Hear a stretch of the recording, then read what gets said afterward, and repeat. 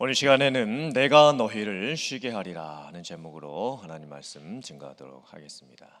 제가 글 하나를 보여드리도록 하겠습니다. 화면 보시고 같이 한번 보도록 하겠습니다. 내 속엔 내가 너무도 많아 당신의 쉴 곳 없네. 내 속엔 헛된 바램들로 당신의 편할 곳 없네. 내 속엔 내가 어쩔 수 없는 어둠 당신의 쉴 자리를 뺏고, 내 속엔 내가 이길 수 없는 슬픔 무성한 가시나무 숲 같네. 바람만 불면 그 메마른 가지 서로 부대끼며 울어대고, 쉴 곳을 찾아 지쳐 날아온 어린 새들도 가시에 찔려 날아가고, 바람만 불면 외롭고 또 괴로워 슬픈 노래를 부르던 날이 많았는데, 내 속엔 내가 너무도 많아 당신의 쉴 곳 없네. 이 글은 사실 시인과 촌장이라는 듀오가 1988년도에 발표했던 가시나무라고 하는 가요 가사입니다. 근데 참 그 가사가 의미가 깊습니다. 일반 가요라기보다는 한편의 인생의 시 같고, 아마 저 가요가 오늘날에 발표가 됐다면 CCM 찬양으로 불렀을 수도 있을 그런 곡입니다. 시인과 촌장의 한 멤버는 이제 나중에 목사님이 되십니다. 그리고 다른 멤버 한 명은 기타리스트였는데 기독교 음악 분야에서 이제 활동을 하게 됩니다. 이 노래가 발표됐던 때가 제가 중3이었습니다. 그리고 이 노래를 제가 처음 들었을 때가 고등학생 때였었는데, 그때 사춘기 겪고 질풍노도의 시기를 겪으면서 이 가사를 처음 들었을 때 뭔가 세상이 정지돼 버린 것 같은 느낌이 들었습니다. 내 속에 내가 너무나 많다. 나라는 존재가 가시나무와 같다. 쉴 곳을 찾아 지쳐서 날아온 어린 새들이 내 가시에 찔려서 날아가 버린다. 근데 그 가사 중에서 가장 의미가 있는 부분은 당신의 쉴 곳이 없네라고 하는 가사였었습니다. 내가 쉴 곳이 없다라는 게 아니라 당신의 쉴 곳이 내 안에 없다라는 뜻입니다. 이 당신이 누구를 의미하는 걸까요? 첫째는 상대방이겠죠. 내 속에 내가 너무나 가득 차 있어서, 나로 가득 차 있어서 나도 쉴 곳이 없고, 다른 사람들을 받아줄 만한 마음의 여유가 나한테는 없다. 그런 의미입니다. 둘째, 당신은 아마도 하나님을 의미하는 것 같습니다. 작사를 했던 하덕규 씨가 분명히 영적인 의미를 넣었을 겁니다. 내 속에 내가 너무도 많아서 하나님을 내 안에 둘 자리가 없습니다. 하나님이 내 안에 계시지 못할 정도로 내 안에 가시가 너무 많은 채 살아갑니다. 그래서 우리의 삶에 늘 쉼이 없습니다. 안식도 없고. 제가 고등학생 때 이 가사를 처음 들으면서 이런 생각을 했습니다. 그래, 내가 지금도 이렇게 힘든데, 쉼이 없는데, 내가 앞으로 어른이 되면 내가 이런 노래를 부르면서 위안받고 상처와 가시뿐인 인생의 씁쓸함과 힘겨움을 노래하면서 내가 살아야 되는 걸까? 내가 앞으로 그런 인생을 살아야 되는 건가? 그런 생각을 제가 하게 됐습니다. 지금까지 예수님의 치유 사역에 관련된 복음과 구원의 말씀을 나누었는데, 오늘은 마음과 영혼의 쉼에 대한 말씀을 나누려고 합니다. 예수님께서 내가 너희를 쉬게 하리라 말씀하셨는데, 그 의미는 도대체 무엇일까요? 인생은 어떻게 쉼을 얻을 수 있는 것일까요? 그리고 예수님께서 말씀하셨던 내가 너희를 쉬게 하겠다라는 그 말씀의 진정한 의미는 무엇일까요? 함께 살펴보면서 은혜를 나누도록 하겠습니다. 첫 번째, 진리를 알게 될 때에 진정한 쉼을 얻게 됩니다. 수고하고 무거운 짐진 자들아 다 내게로 오라, 내가 너희를 쉬게 하리라. 이 말씀은 바쁘고 복잡하고 피곤한 현대인들에게 사실 많은 위로가 되는 말씀입니다. 쉬게 해주신다는 그 말씀을 듣기가 얼마나 좋습니까? 여러분들께서는 누가 여러분들에게 내가 당신을 좀 쉬게 해주겠다 이렇게 했을 때 여러분들은 뭘 하면서 쉬고 싶으십니까?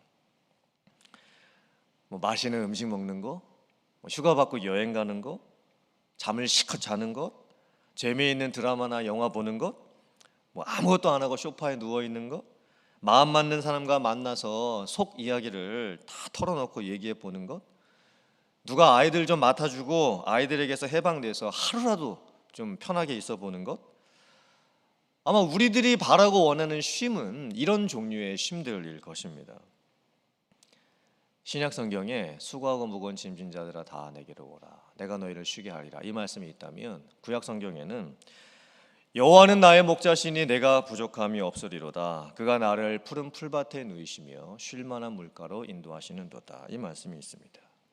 또 우리는 이 말씀을 보면서 무슨 기대를 하냐면, 그래 내가 아무 걱정도 없고 염려도 없이 풀밭에 누워서 낮잠도 한번 자보고 쉬고 먹고 좀 가만히 좀 있었으면 좋겠다. 우리는 사실 이런 말씀들을 너무나 표면적으로만 이해를 합니다. 그래서 내가 쉬고 싶은 그 방식대로 쉬고 싶다라는 말씀으로 적용을 해버립니다. 하지만 사실 이런 종류의 쉼은 세상 사람들도 똑같이 바라면서 살아가고 있습니다. 저 푸른 초원 위에 그림 같은 집을 짓고 사랑하는 님과 함께 한 100년 살아보세. 세상 사람들도 하나님을 믿지 않는 분들도 다 이런 종류의 쉼을 바라면서 지금 살아가고 있는 것입니다. 정말 예수님께서 우리에게 주시기를 원하시는 쉼은 어떤 종류의 쉼일까요? 먹고 마시고 세상 스트레스 날려버릴 수 있는 일탈과 해방을 꿈꿀 수 있는 그런 쉼은 아마 아닐 것입니다. 오늘 말씀은 마태복음 11장의 결론의 말씀입니다. 그렇다면 도대체 마태복음 11장 앞부분에는 무슨 말씀이 있었길래 결론이 수고하고 무거운 짐진 자들아 다 내게로 오라 내가 너희를 쉬게 하리라 이 말씀이 나오는 것일까요? 마태복음 11장 제일 앞부분에는 세례 요한이 감옥에 갇혀 있으면서 자기 제자들을 예수님께서 보내는, 그래서 질문하는 내용으로 시작을 합니다. 정말 예수님께서 메시아가 맞으십니까? 당신이 메시아가 아니시라면 우리가 다른 메시아를 기다려야 하는 것입니까? 예수님께서 이 질문에 대해서 내가 메시아가 맞다, 아니다 이렇게 직접적으로 대답을 안 하십니다. 그리고 이렇게 대답을 해주십니다. 마태복음 11장 5절 6절 같이 봉독합니다. 시작. 맹인이 보며 못 걷는 사람이 걸으며 나병 환자가 깨끗함을 받으며 못 듣는 자가 들으며 죽은 자가 살아나며 가난한 자에게 복음이 전파된다 하라. 누구든지 나로 말미암아 실족하지 아니하는 자는 복이 있도다 하시니라. 예수님께서 많은 환자들을 고쳐주셨던 사건은 단순하게 아픈 사람들을 병으로부터 치유하는 단순한 의미가 아니었습니다. 예수님께서 병을 고쳐주셨던 것은 메시아의 표적이었습니다. 예수님께서는 의사와 약으로 고칠 수도 없는 많은 환자들을 고쳐주셨죠. 아무도 고칠 수 없는 병들을 고쳐주셨습니다. 중한 병들까지도 고쳐주셨고 심지어 죽은 자까지 살려내셨습니다. 이 의미는 예수님께서 하나님의 아들 되시고 메시아 되시고 구원자가 되신다라고 하는 표적입니다. 아무도 거부할 수 없도록 예수님께서 자기 자신이 누구신지를 그 병고침의 표적을 통해서 나타내셨던 거예요. 예수님은 1차적으로 아파하고 힘들어하는 사람들을 실제 고쳐주셨습니다. 그런데 궁극적으로는 예수님의 병고침의 목적이 무엇이었냐면 그 병으로 인해서 자기의 고통의 그 형편을 보고, 그리고 그 모든 원인이 죄로부터 왔음을 깨닫고 복음 듣고 예수님 믿고 구원받아 영과 육의 온전한 회복을 받게 되는 것을 예수님이 원하셨던 거예요. 그런데 예수님께서 그런 권능과 표적을 많이 보여주셨던 세 마을이, 세 도시가 끝까지 예수님을 믿지를 않습니다. 그 세 도시는 고라신, 벳세다, 가버나움입니다. 베세다는 베드로와 안드레의 고향이지요. 가버나움은 예수님께서 갈릴리 사역의 중심지로 삼으셨던 도시였었습니다. 많은 말씀과 많은 표적과 많은 기적들을 가버나움에서 많이 행하셨습니다. 그런데 그렇게 많은 말씀도 듣고 그렇게 많은 병고침도 받고 그렇게 많은 표적을 봤던 이 세 동네의 사람들이 끝까지 예수님을 믿지는 않습니다. 예수님께서 얼마나 안타까우셨으면 너희들의 동네에서 행했던 그 기적들을 내가 두로와 시돈에서 행했더라면 그들이 벌써 베옷을 입고 회개를 했을 것이다, 이렇게 말씀하셨을까요? 두로와 시돈은 이방 도시였습니다. 구약 시대로부터 선지자들로부터 많은 정죄를 받고 책망을 받았던 도시였었습니다. 이 말씀은 이방인들보다도 오히려 예수님을 믿지 아니하는 유대인들에 대한 책망입니다. 예수님의 치유 사역을 이방 사람들에게 행했더라면 그 사람들이 벌써 회개하고 예수님을 믿었을 텐데 어찌하여 하나님의 백성들인 유대인들이 예수님을 믿지 않고 있는가? 이것에 대한 안타까움과 책망인 거예요. 가버나움 사람들에 대한 경고는 더 심각합니다. 가버나움 사람들에게는 예수님께서 너희들은 지옥에 가도 마땅하다, 이렇게 말씀을 하십니다. 그리고 소돔이라고 하는 최악의 악명 높은 죄의 도시 사람들보다 더 큰 심판을 당할 것이라고 경고를 하십니다. 그리고는 이렇게 이제 말씀하십니다. 마태복음 11장 25절 말씀 같이 봉독해 보겠습니다. 시작. 그때에 예수께서 대답하여 이르시되 천지의 주제이신 아버지여, 이것을 지혜롭고 슬기 있는 자들에게는 숨기시고 어린 아이들에게는 나타내심을 감사하나이다. 고라신, 벳세다, 가버나움 사람들은 스스로를 어떻게 생각했냐면 자기들이 똑똑하다고 생각했습니다. 자기들은 괜찮다고 생각했습니다. 내가 무슨 문제가 있나? 나 정도는 괜찮지 않나? 내가 무슨 큰 죄를 졌다고 예수님을 믿어야 되고 교회를 다녀야 되는 건가? 이렇게 생각을 했습니다.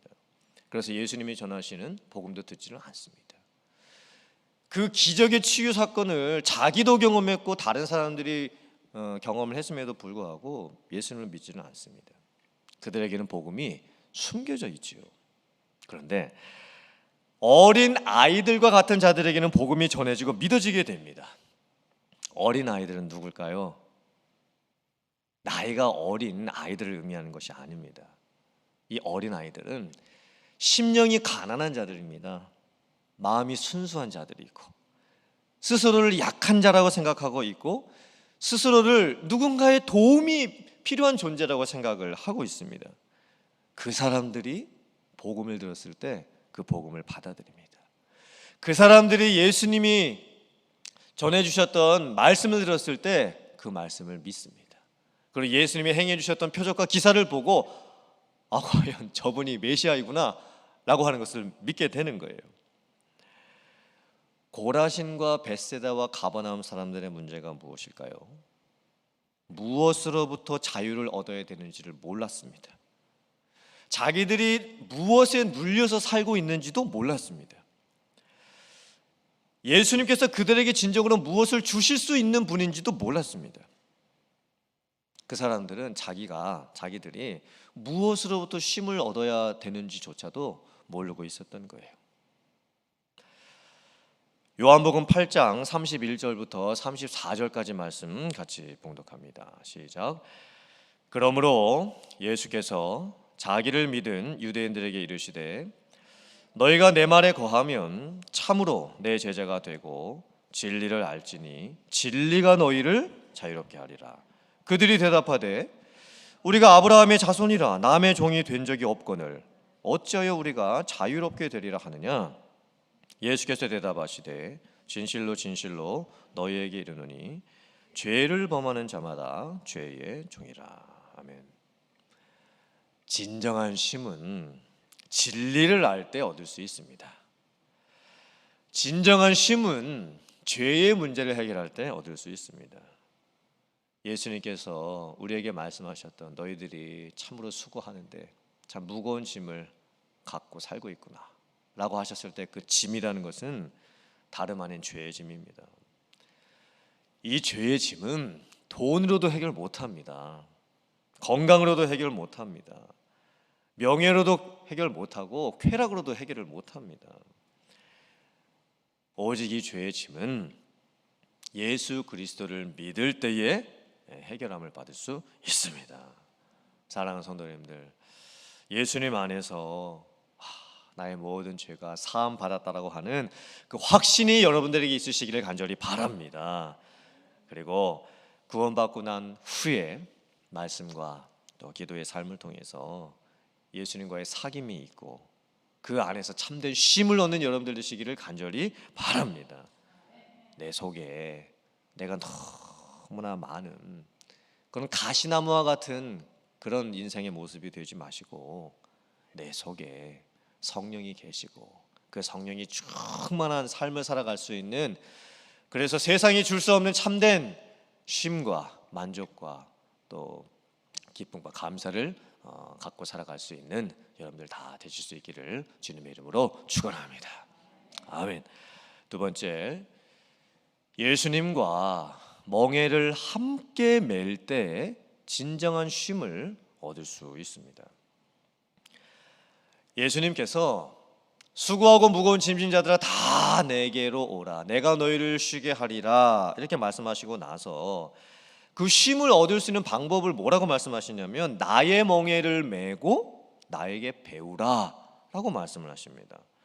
그리고 예수님의 멍에는 가볍고 예수님의 짐은 가볍다 이렇게 말씀을 하십니다. 이것이 무슨 뜻일까요? 내가 너희를 쉬게 해주겠다 이렇게 말씀하시고 나면 내가 너희들에게 맛있는 밥 사줄 테니까 같이 밥 먹으러 가자, 아니면 나랑 같이 좀 여행 가자, 스트레스 다 풀어버리자, 뭐 이렇게 말씀하셔야 될 텐데 수고하고 무거운 짐자들 다 내게로 오라 내가 너희를 쉬게 해주겠다 말씀하시고는 너희들이 나의 멍에를 메야 너희들이 참으로 쉴 수 있다, 그 멍에를 메라 이렇게 말씀하시는 겁니다. 이게 도대체 무슨 말입니까? 예수님의 멍에를 내가 맨다라는 것이 이게 도대체 무슨 의미입니까? 멍에가 뭐죠? 멍에가 뭔지 혹시 아십니까? 사진 한번 보세요. 저 사진 보면 짐승에게 일을 시키기 위해서 짐승의 어깨와 등 부분에다가 얹어 놓는 도구가 멍에입니다. 옛날에 농사 지을 때 소를 가지고 밭을 갈지요. 그때 밭가는 그 도구를 소의 이 어깨와 이 등에다가 얹어 놓습니다. 그리고 뒤에서 워워워 하면서 이제 소를 몰아가게 되는 거죠. 저 소의 이 등 부분에 얹혀져 있는 게 멍에입니다. 근데 저 보시고요. 멍에는 근데 사실 나쁜 의미입니다. 왜 그럴까요? 이 멍에를 맨다라는 게 무슨 의미입니까? 이건 뭔가 짊어지기 싫은 것을 짊어지는 겁니다.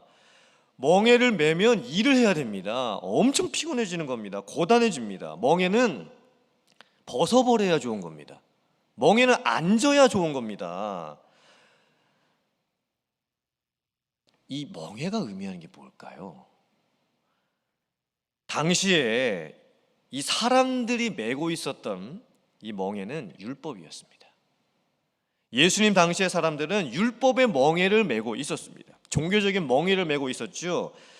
그 율법을 행해야 되는 게 너무나 많았고 율법을 지켜야 되는 게 너무나 많았습니다. 종교적인 법칙들이 너무나 많았습니다.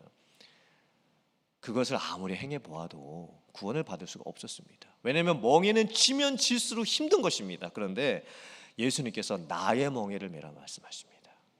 너희들이 지금 메고 있는 율법의 멍에 말고 내가 너희들에게 주는 나의 멍에를 메라 말씀하시는 거예요.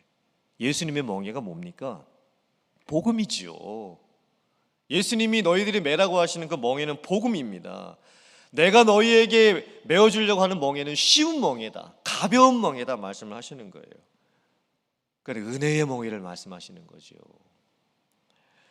또 두 번째 사진 한번 봐주세요. 멍에 중에서 어떤 멍에가 있냐면 두 마리 짐승이 같이 매는 멍에가 있습니다. 저 사진 봐도요, 두 마리의 소에게 멍에를 같이 씌우게 되는 거예요. 그래서 같이 밭을 갈게 합니다. 그럼 쉽게 이제 더 밭을 갈게 되죠. 저 멍에는 특별히 어떤 경우에 많이 쓰이게 되냐면 어미소하고 이제 새끼 소가 좀 자라가지고 이제 어느 정도 이제 어미소처럼 이제 좀 됐을 때 그때에 어미소하고 새끼소에게 같이 저 멍에를 매게 해줍니다. 왜냐하면 새끼소는요 멍에를 처음 매보는 거기 때문에 멍에를 안 매려고 합니다. 멍에를 이렇게 매게 하려고 하면 막 뿌리치고 이 멍에를 자기 이 어깨 위에 등 위에 안 얹으려고 하는 거예요. 그때 어미소하고 새끼소에게 같이 멍에를 매게 합니다. 그러면 그 새끼소가 이제 어미소가 이제 옆에 있고 같이 이제 매니까 매죠. 그리고 새끼소에게는요 일을 한 번도 안 해봤던 소는 멍에를 매게 하고 밭을 가려고 시킬 때 밭을 못 갑니다. 뒤에서 아무리 주인이 뭐 이리 몰고 저리 몰아도 밭을 가려고 하질 않습니다. 그래서 처음 일을 배우는 소는요 반드시 저 같이 매는 멍에를 매야 되는 거예요. 그리고 저렇게 같이 매고 이제 일을 하게 되면 일은 다 어미소가 합니다. 새끼소는 그냥 거들 뿐인 거예요. 일은 다 어미소가 하기 때문에 새끼소에게는 저 멍에 쌍멍에를 매는 것이 부담이 아닙니다.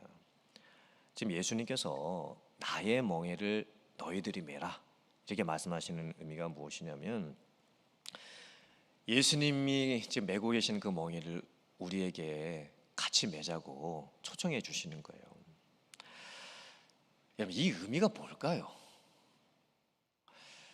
우리는 어떻게 쉼을 얻으려고 하냐면 나에게 있는 멍에를 다 벗어버리려고만 합니다.